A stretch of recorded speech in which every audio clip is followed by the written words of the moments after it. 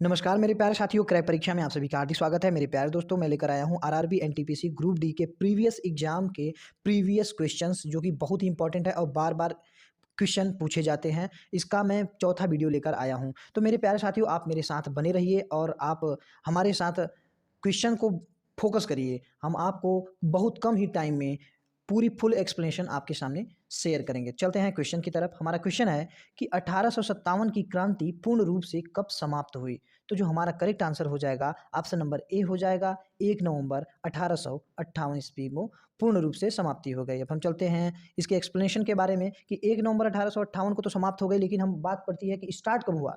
तो स्टार्ट हुआ 10 मई 1857 को संध्या के समय मेरठ में हुई। इसीलिए प्रत्येक वर्ष 10 मई को क्रांति दिवस मनाया जाता है। इसे प्रथम भारतीय स्वतंत्रता संग्राम और भारतीय विद्रोह के नाम से जाना जाता है। अब हम आपको ये बता दें कि 10 मई 1857 से स्टार्ट हुई और 1 नवंबर 1858 को पूर्ण रूप से समाप्त हो गई। हम आपको ये भी बता दें कि 10 मई 1857 को मेरठ में क्रांति आरंभ करने का जो श्रेय है वो धन सिंह गुर्जर को जाता है और बाद में मंगल पांडे इसका नेतृत्व अच्छे से करते हैं। हमारा अगला क्वेश्चन है कि साइमन कमीशन भारत कब आया? तो जो हमारा करेक्ट आंसर हो जाएगा 3 फरवरी 1928 ईस्वी को साइमन कमीशन भारत आया। तो साइमन कमीशन भारत क्यों आया? तो 3 फरवरी 1928 को साइमन कमीशन भारत यानी कि भारत के बम्बई पहुंचा। और ये साइमन जो कमीशन है ये था क्या? ये 7 ब्रिटिश सांसदों का समूह था जिसका जो गठन है 8 नवंबर 1927 ईस्वी को भारत के संविधान के सुधारों के अध्ययन के लिए ये किया गया था गठन। लेकिन इसमें मेन समस्या क्या थी कि इस समूह में सातों के सातों जो संसद थे, मतलब जो समूह के सदस्य थे, वो सातों के सातों ब्रिटिश थे। भारत के मेंबर एक भी नहीं थे, यानी कि भारतीय एक भी नहीं थे। इसलिए भारत का संविधान सुधारना है और भारत के ही लोग नहीं रहेंगे, तो इसलिए भारत के लिए ये बहुत ही दिक्कत वाली बात थी और इसलिए साइमन कमीशन का विरोध करना शुरू हो गया।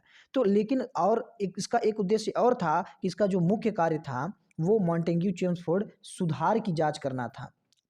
अब हम चलते हैं अगले क्वेश्चन की तरफ। हमारा जो अगला क्वेश्चन है कि भारतीय ध्वज सर्वप्रथम किस अधिवेशन में फहराया गया? तो जो हमारा करेक्ट आंसर हो जाएगा वो हो जाएगा कोलकाता अधिवेशन में सर्वप्रथम भारतीय ध्वज को फहराया गया।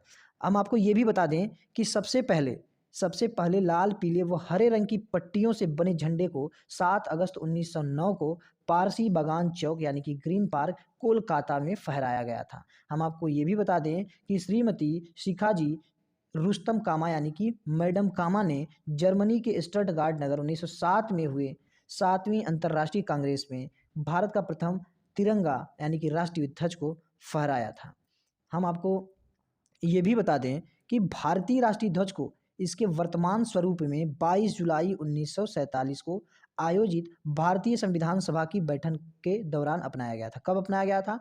22 जुलाई 1947 ईस्वी को भारतीय संविधान सभा की बैठक के दौरान अपनाया गया था।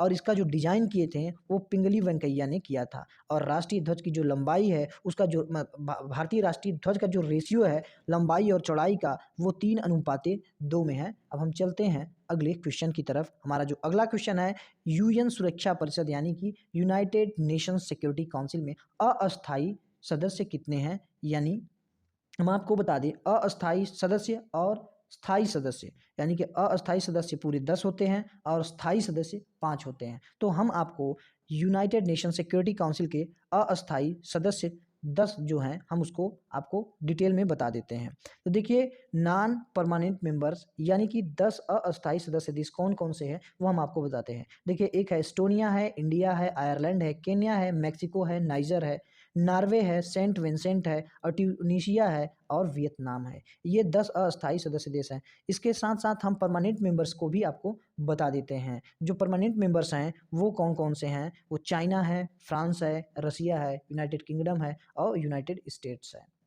इन सभी के पास वीटो पावर की शक्ति होती है। अब हम चलते हैं अगले क्वेश्चन की तरफ। हमारा जो अगला क्वेश्चन है कि भारत का प्रथम हाई कोर्ट कहाँ खोला गया था? तो जो करेक्ट आंसर हो जाएगा वो कोलकाता हाई कोर्ट।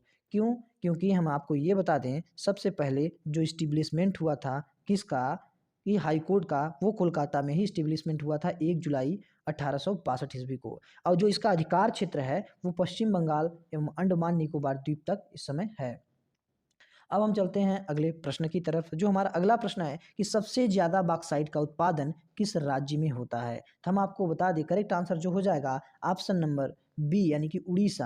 यानी उड़ीसा में सबसे ज़्यादा बॉक्साइट का उत्पादन होता है। इसके साथ साथ अदर जितने भी एलिमेंट हैं उन सभी का जो उत्पादन वाला राज्य है सबसे ज़्यादा वो भी हम आपको बता देते हैं। जैसे कि जो सिल्वर का सबसे ज़्यादा उत्पादक राज्य जो है वो राजस्थान है, कापर का मध्य प्रदेश है, आयरन, मैग्नीज, क्रोमाइट, निकिल और बॉक्साइट इन सभी का सबसे अधिक उत्पादक राज्य जो है वो उड़ीसा है। हम आपको ये भी बता दें डायमंड का मध्य प्रदेश और यूरेनियम आंध्र प्रदेश में और थोरियम केरल में सबसे ज़्यादा उत्पादित होता है। और गोल्ड को तो सभी लोग जानते हैं कि कर्नाटक यानी कि केजीएफ गोल्ड माइंस, ये तो लगभग सभी लोग जानते हैं कि जो केजीएफ गोल्ड माइन के नाम से बहुत प्रसिद्ध है, वहाँ से गोल्ड की खनन की जाती है, माइनिंग की जाती है।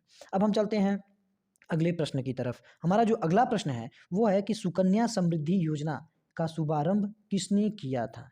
तो हम आपको ये बता दें कि सुकन्या समृद्धि योजना का जो शुभारंभ है वो 22 जनवरी 2015 को किया गया था।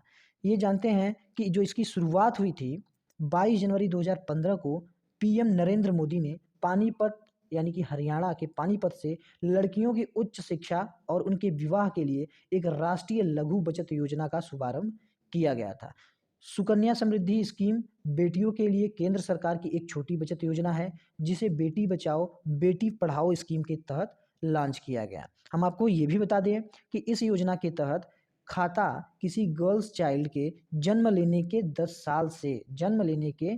साल से पहले की उम्र में कम से कम 250 रुपये यानी कि 250 रुपये के जमा राशि के साथ खोला जा सकता है। इसका मतलब कि जन्म लेने के 10 साल पहले तक यानी 10 साल की अगर छोटी लड़की है उसके पहले चाहे 5 साल का, चाहे 8 साल का, चाहे 10 साल का है तो वो कम से कम 250 रुपये जमा करने के साथ वो खोल सकता है। हम आपको ये बता दें कि जो सुकन्या समृद्धि योजना है खाते से 18 साल की उम्र के बाद बच्चे की उच्च शिक्षा के लिए खर्च के मामले में 50% तक रकम निकाली जा सकती है।